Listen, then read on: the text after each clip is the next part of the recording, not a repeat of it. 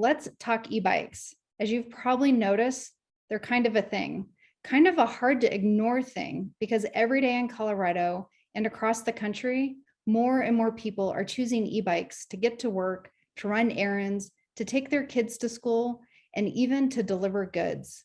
In fact, in Colorado, e-bikes are such a big thing that Governor Polis declared September 21st as official Colorado e-bike day. Yeah. We're celebrating that e-bikes replace car trips, which decreases the impact transportation has on both the climate and on our pocketbooks. They're an option for many people who couldn't otherwise ride a bike, and they're simply a joy to ride. As Keith Reed from Keith's Bike Blog put it, e-bikes are the lowest hanging fruit to making the world a better place. I couldn't agree more. And e-bikes aren't just making the world a better place, they're improving the everyday lives of people who ride them. Today, we're excited to debut a short video produced in partnership with Active Towns. We captured the stories of 9 Colorado e-bike riders, and we're excited to debut the film. And technology transitioning is not always my best, so let's hopefully get this going. And here we go.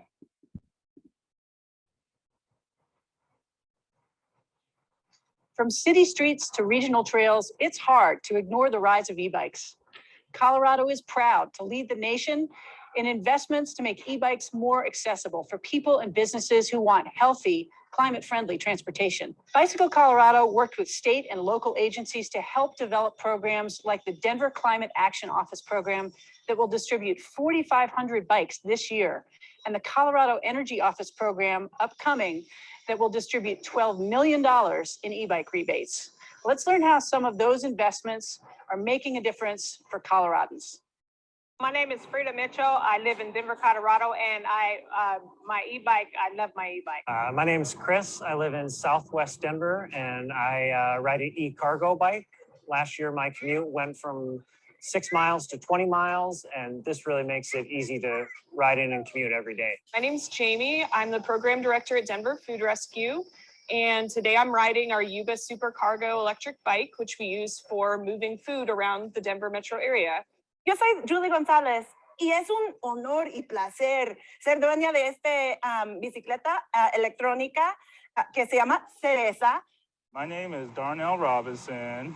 I work at Sprouts Farmers Market retail. I work in the dairy department, and this is my e-bike. My name's Alex. I ride a Turn HSD e-cargo bike. My name is Strother Gaines. The pronouns are he, him. I ride a REI co-op e-bike.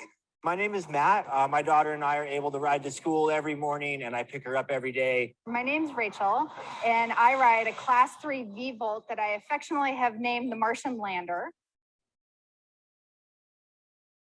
So we like to go to school downtown, pick my son up, and then we go back home.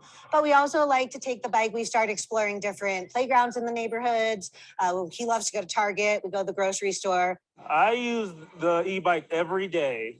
The only days I wouldn't use it if the weather is really bad. I like to ride to work, from work, really just making small errands as I make my way through the day. Our volunteers move food mainly using bicycles with attached trailers. Every weekend, our volunteers ride hundreds of miles with these bikes. I work 2.5 miles from my home. I live on the north side of Denver. I work at the state capitol. I'm a state senator.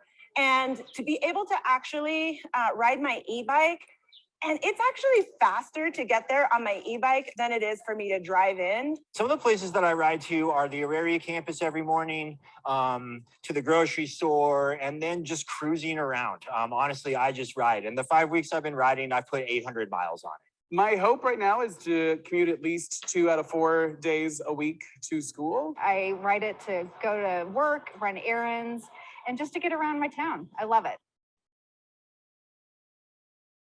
Stay safe, wear your helmet, learn your turn signals with your hands, keep your lights on in the early mornings and the late at nights. We still follow some traffic laws, so look up on that and you'll have a good time.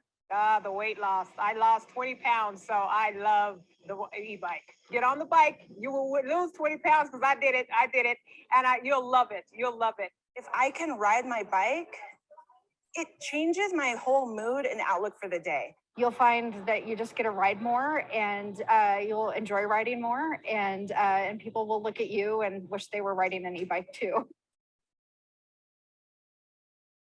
We got a $900 rebate, and that was just enough to make me pull the trigger. Yes, it saves me so much money. We're talking thousands of dollars. If I didn't have the e-bike, I'd most likely be paying upwards of $20 to $30 on Uber or Lyft, RTD, just to get from one place to another. That $900 made it from, well, maybe I could do this down the road to, yeah, I could do this today. These are just a few of the stories about how e-bikes can change how Coloradans get around. Using e-bikes for everyday trips reduces the number of cars on the road and reduces our greenhouse gas emission. Bicycle Colorado is encouraging partnerships between community advocates and local governments to help make e-bikes more accessible. Let's work together to get more people on e-bikes.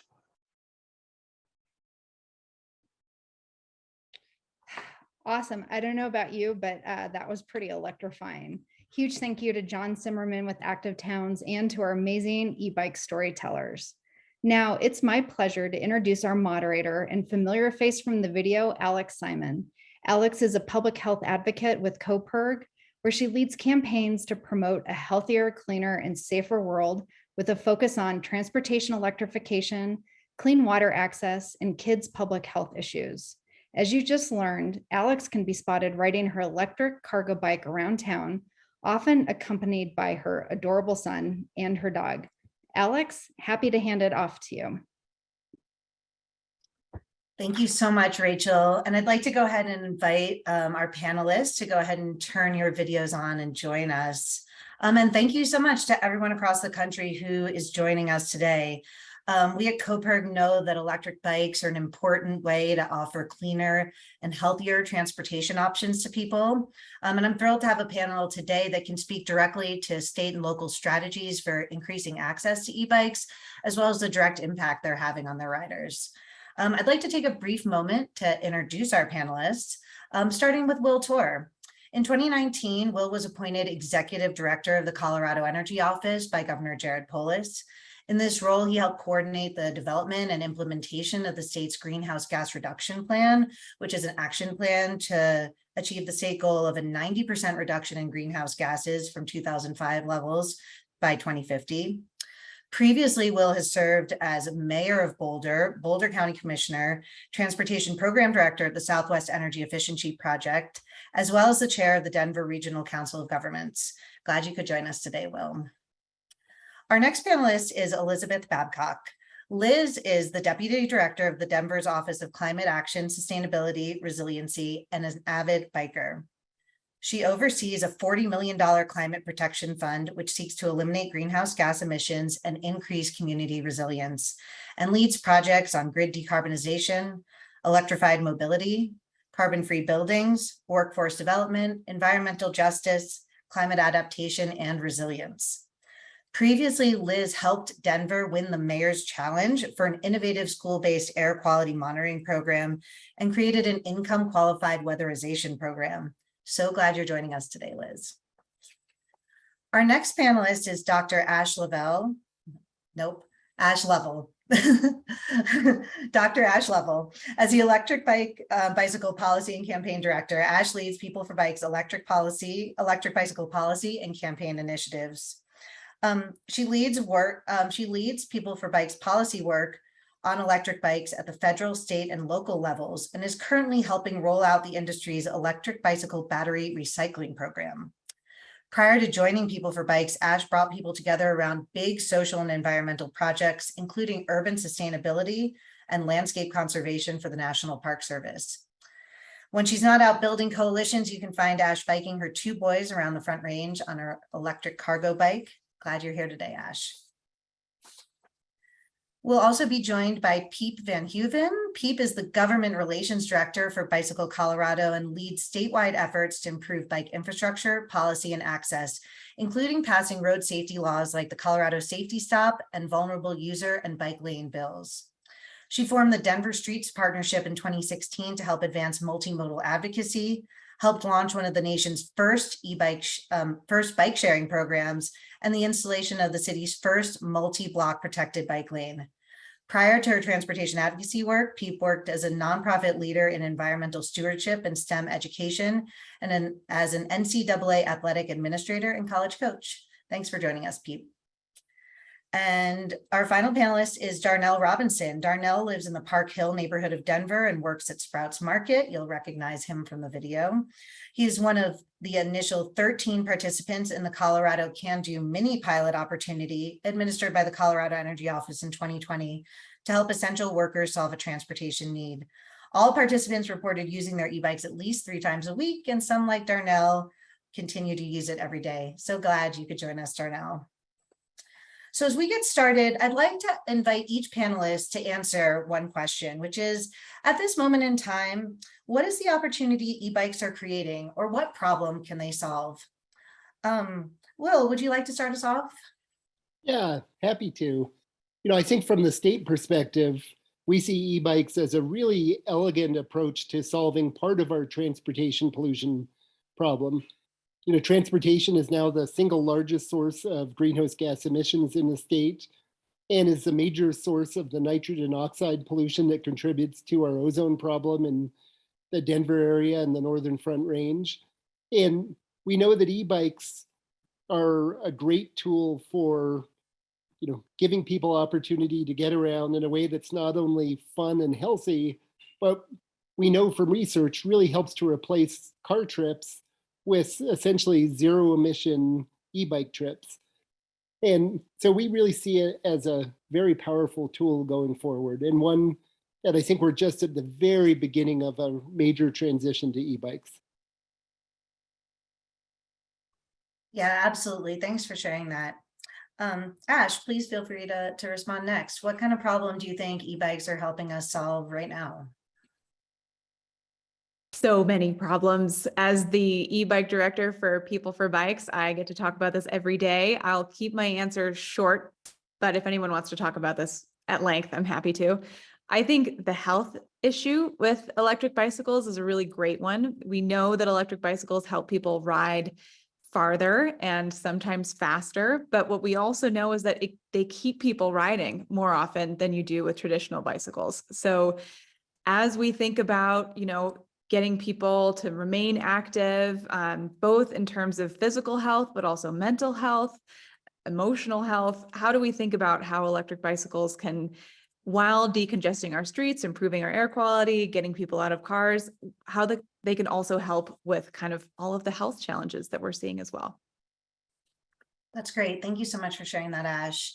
Darnell, would you like to respond next? What problem do you feel e-bikes are helping solve, or what doors are they opening for riders like yourself? I think they're opening more motivation. They'll go outside much more and not have to think about getting on a 4-wheel car. It gives special travel out there. Like whatever the distance they can go, they can be motivated to go even further, see better sights, just be wowed by nature and other friendly cyclists, e-bike or not. Yeah, absolutely. And I've really enjoyed being outside more on my bike. Liz, what about you? What pressing problem do you feel like e-bikes are positioned to solve? Well, these were all great answers. I love riding my e-bike around. I think for me, and what I've seen with a lot of the new users that are adopting e-bikes, is it's filling a gap in our transportation system options, because I know for myself and many others, being able to take your child to preschool, daycare on an e-bike, it's a lot easier to tow them. It's a lot easier to bring them than you could on a acoustic, a regular bike. And it's creating that sort of option that fits in between kind of all the other options that we have out there in the transportation system. So it's meeting a need that people have in a new way. And so I think that's really exciting. Yeah, awesome. E-bikes are a great way to add another option to our transportation roster. And last but not least, Peep, what would you like to share? Absolutely, thanks. I think that alongside transit, the e-bike's the ultimate solution to addressing the overuse of car trips in cities. And also that it can solve for local business delivery as well. So We know the majority of trips in cities are 3 miles or less, and 60% of trips are 6 miles or less, and they are both perfect distances for e-bikes. So it's not really, it shouldn't surprise us, I suppose, that they're so popular so fast, or that the global market is looking like it's going to double, I think, by 2027. Because people are just finding e-bikes can really get people where they need to go efficiently for a lot less cost and without the emissions of a car trip. Right now, I see so much potential for e-cargo bikes to improve local delivery options. This is something that's just exciting me lately. It could significantly reduce truck and van traffic in downtowns, and that's good news for bicyclists for a number of reasons. But from research, we know e-cargo bikes can deliver 60% faster than vans. They have generally like a higher average speed. They're not as likely to get caught in traffic. They can be more nimble, and they can drop off about 10 packages an hour instead of the van rate, which is about 6 packages an hour. So that excites me. And I think large delivery companies like FedEx and UPS and Amazon could really break this game wide open. They are starting to test pilot models in different cities. In London, where there are low emission areas, for example, but I think that FedEx is looking at Scotland, and Amazon has run a program in New York, and UPS currently has a pilot in Seattle, for example. So if that happens, of course, we're going to need larger bike lanes, and we're going to need cities that commit to lower speeds and better policies in downtowns, like no turn on red, and commitment to car-free or emission-free zones as well. But that could be a huge game changer. I think the other piece I'll just touch on briefly is accessibility. E-bikes are really creating an accessibility into bicycling that we haven't seen before. It's really popular with seniors for good reason. And other people who just want to be fit and healthy, but then maybe they don't want to do the hills. And I know this is good couples therapy. So I know of a lot of couples out there where one of them wants to be on a bike, one wants to be on an e-bike, and now they're happily able to get out there together, operating at a level where they're both comfortable. And we know that we can get people with MS and Parkinson's and injuries and chronic pain out on bikes too. Awesome. Thanks, Peep. E-bikes, the couples therapy solution, if you have one takeaway from this. But thank you all so much for your insights on that. It is a really exciting time in the moment of e-bikes here. And so now I'd like to turn the conversation towards federal policy with our expert, Ash, from People for Bikes. Ash, can you give us some examples of how e-bikes are entering the conversation at the national level? And are there any trends or federal programs you can speak to? Sure thing. E-bikes as climate action are really kind of gaining traction. This is something we've seen a lot of conversations around electric vehicles as climate action. And we, as People for Bikes and a lot of our other advocacy partners, have done a lot of work at the national level and in DC to frame electric bicycles as a similar, if not slightly better, solution to this electrification of our transportation system.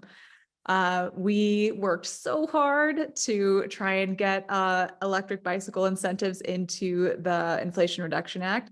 Didn't happen yet. Doesn't mean we're stopping. Going to continue working on that. What we're seeing as well is this realization that electric bicycle sales are outpacing electric vehicle sales. Electric bicycles are the best-selling electric vehicle in the US. So we're really stoked about how much enthusiasm there is around electric bicycles.